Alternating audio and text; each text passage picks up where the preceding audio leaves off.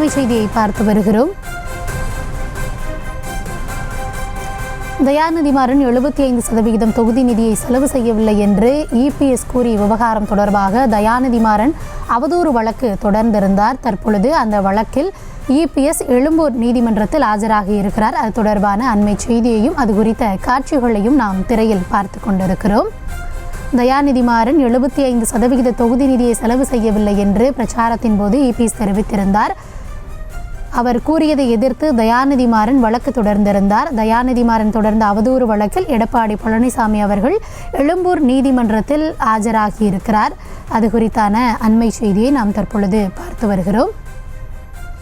கூடுதல் விவரங்களோடு இணைகிறார் எம்முடைய செய்தியாளர் காண்டிபன். காண்டிபன், விரிவான விவரம்.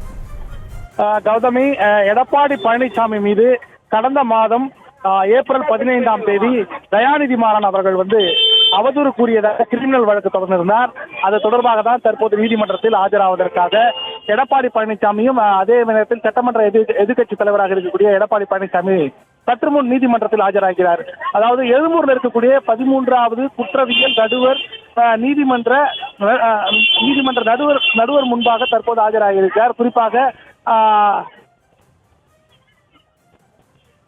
சற்று முன் அவருடைய ஆதரவாளருடன் தற்போது எடப்பாடி பழனிசாமி அவர்கள் எழும்பூர் நீதிமன்றத்தில் ஆஜராகியிருக்கிறார். குறிப்பாக இந்த வழக்கை பொறுத்த வரைக்கும் கடந்த மாதம் 15ஆம் தேதி அயனாவரத்தில் டானா ஸ்ட்ரீட்டில் தேர்தல் பிரச்சார பொதுக்கூட்டத்தில் எடப்பாடி பழனிசாமி அவர்கள் இந்த தொகுதியைச் சேர்ந்த வேட்பாளர் தன்னுடைய தொகுதி மேம்பாட்டு நிதியிலிருந்து 75% பணத்தை மக்களுக்காக செலவிடவில்லை என்பதை குறிப்பிட்டு பேசியிருந்தார்.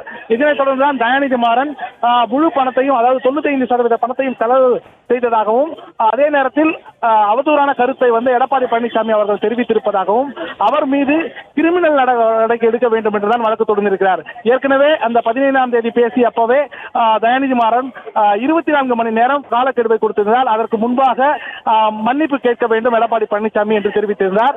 அதனைத் தொடர்ந்துதான் 17ஆம் தேதி இந்த வழக்கானது எழும்பூர் நீதிமன்றத்தில் தயாநிதிமாறன் தொடர்ந்திருந்தார். அதனைத் தொடர்ந்துதான் தற்போது அந்த வழக்கு தொடர்பாக நேரில் ஆஜராக உத்தரவிட்டிருந்த நிலையில் தற்போது எதிர்க்கட்சி தலைவரும் அதிமுக பொதுச் செயலாளரும் இருக்கக்கூடிய எடப்பாடி பழனிசாமி அவர்கள் தற்போது நீதிமன்றத்தில் நேரில் ஆஜராகியிருக்கிறார். இதனைத் தொடர்ந்து இந்த நீதிமன்றத்தில் அடுத்த வாய்தா அப்படின்னுவாங்க, அந்த வாய்தாவை கொடுக்கறதுக்கு உண்டான வாய்ப்பு அதிகமாக இருக்கிறது. கௌதமி,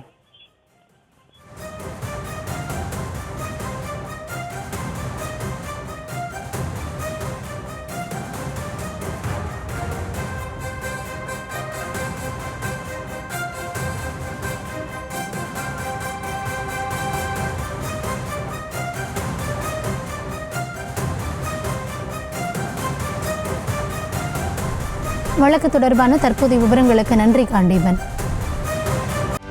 செய்திகளை உடனுக்குடனும் துல்லியமாகவும் தெரிந்து கொள்ள சப்ஸ்கிரைப் பண்ணுங்க.